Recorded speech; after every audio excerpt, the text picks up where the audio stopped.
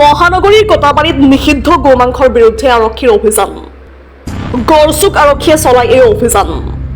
কটাবাৰীৰ কেইবাখনো হোটেলত চলালে অভিযান। নিষিদ্ধ মাংস বিচাৰি গড়চুক আৰক্ষীৰ বিভিন্ন প্ৰান্তত অভিযান। বহিৰাগত এগৰাকী দুৰ্বৃত্তৰ নেতৃত্বত কটাবাৰীত বিক্ৰী কৰা হৈছিল গোমাংস। ইতিমধ্যে ব্যৱসায়ীগৰাকীক আটক কৰে আৰক্ষীয়ে। অভিযানত জব্দ প্ৰায় 70 কেজি নিষিদ্ধ গোমাংস। News desk report, digital Assam live.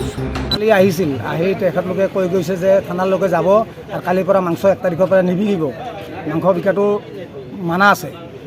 কৈ গ'ল। তাৰপিছত কালিৰ কিজানি সিহঁতে যোৱা নাই নেকি মালিকবিলাকে, সেইকাৰণে আজি আহি কেনে মানে তদন্ত কৰি কেনে চাইছে, সেইটোৱে দেখা পালোঁ আৰু মানে সেইখিনিয়ে বুজিলোঁ। গড়চুক আৰক্ষী আহিছে? হয়, গড়চুক আৰক্ষী আহিছে, পাণবজাৰৰ পৰা আহিছে, ক'ৰ পৰা আহিছে আৰু নে এখন দোকানৰ পৰা মাংস অলপ উঠাইছে।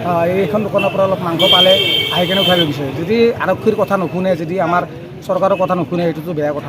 এই খবৰটো আমি আগৰ পৰাই আমাৰ গড়চুক আৰক্ষী থানাৰ অচি মহোদয়ে আমাক বাৰ বাৰ খবৰ দিয়ে যে আপোনালোকৰ সমাজত এই গো মাংসটো বন্ধ কৰিব লাগে। এইটো বাৰে বাৰে ইহঁতক ৱাৰ্ণিং দিয়া হৈ আছে। আৰু আমি কটাবাৰী গাঁওৰক্ষী বাহিনীৰ ফালৰ পৰাও আমি ইহঁতৰ বিৰুদ্ধে এটা এজাহাৰো এটা সময়ত দিছিলোঁ। আৰু আমাৰ গড়চুক আৰক্ষী থানাই যথেষ্ট মানে পদক্ষেপ লৈছে, যিহেতু গোটেই অসমত এই গো মাংসলৈ এটা বিতৰ্ক চলি আছে।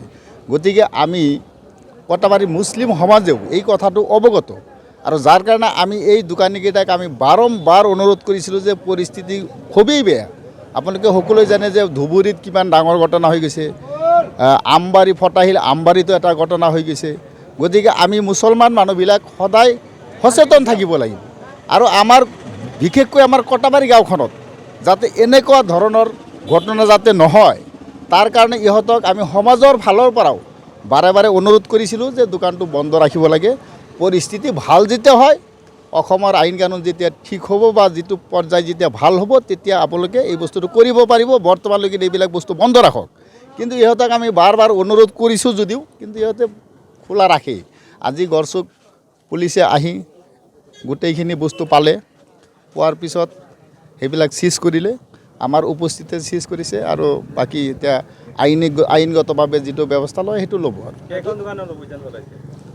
দোকান আমি জনামতে কটাবাৰীত 3খন দোকান আছিল, এই 3খন দোকানতে অভিযান চলাইছে। মাংস আমি যিটো এইটো দোকানত পালোঁ 72 দশমিক কিবা এটা আছে, 72 কেজি পাইছে মাংস।